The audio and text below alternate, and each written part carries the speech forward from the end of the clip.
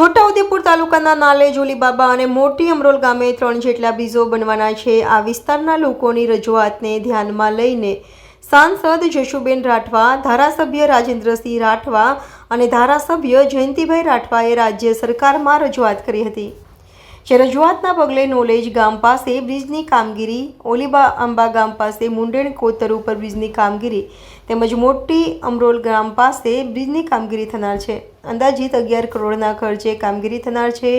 જેનું ખાતમુહૂર્ત છોટાઉદેપુર લોકસભાના સાંસદ જશુભાઈ રાઠવા, ધારાસભ્ય રાજેન્દ્રસિંહ રાઠવા અને ધારાસભ્ય જયંતિભાઈ રાઠવાની ઉપસ્થિતિમાં કરવામાં આવ્યું હતું।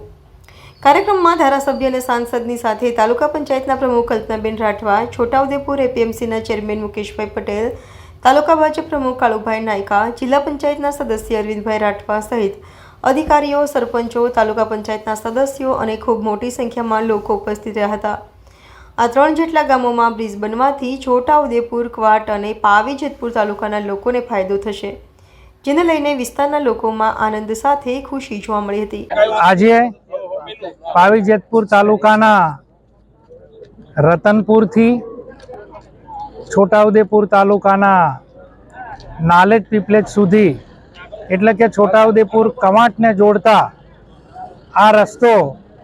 પ્રધાનમંત્રી ગ્રામીણ સડકમાં મંજૂર થયેલો હતો અને તેમાં 3 જેટલા કોઝવે નાળા આવતા હતા। એને વર્ષોથી આ વિસ્તારના લોકોની માંગ હતી અને એ માંગની પ્રમાણે આ 3 નાળાઓ આજે છોટાઉદેપુરના લોકપ્રિય સાંસદ આદરણીય જશુભાઈ રાઠવા સાહેબના હસ્તે એનું ખાતમુહૂર્ત થયું છે અને એમાં પાવી જેતપુરના ધારાસભ્ય આદરણીય જયંતિભાઈ રાઠવા સાહેબે પણ હાજરી આપી છે અને એમાં રતનપુરથી શરૂ થયેલો આ રોડ ઉપર મોટી અમરોલ પાસે 3 કરોડ ને 85 લાખ જેટલી માતબર રકમ બ્રિજ બનાવવા માટે આદરણીય સાંસદ અને પાવી જેતપુરના ધારાસભ્ય જયંતિભાઈ રાઠવા સાહેબના પ્રયત્નોથી એ મંજૂર થયેલી રકમનું આજે અહીંયા ખાતમુહૂર્ત થયું અને ઓલિયાઆંબા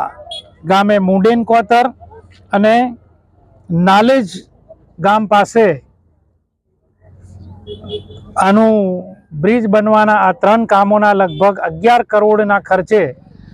આ 3 બ્રિજોનું